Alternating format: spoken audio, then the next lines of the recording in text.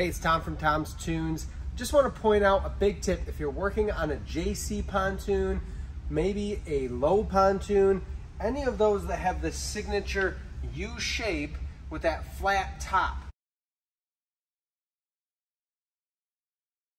This is a great pontoon design, but it poses some issues when we're reworking or restoring one of these boats. This happens to be a tri-toon, but the same rules apply if it's a standard pontoon.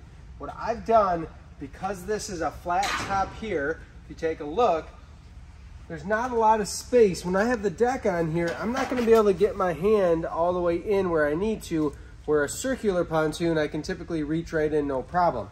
So what we've done is we've pre-rigged everything before we put the floor on. I've got my steering cable run. If you look through the middle, I've got my shift throttle cables run. I have my ignition harness run. I have my pontoonstuff.com wiring harness run all the way back. Maybe it's not exactly in the place you want it, but I promise you, if you can guess it and get it right, you're gonna be really thankful. And worst case, if I have to just move it a little bit, it's gonna be a lot easier than having to try to run it completely. If we come up here, this is where my console will sit. So I'll have a hole through the deck.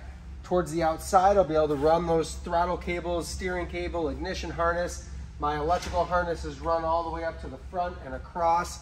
I do all of this on this type of boat with the U-shaped pontoons to save myself a lot of time and headache when it comes to having the deck on and actually installing all of these accessory and electrical items. Houseboat's back.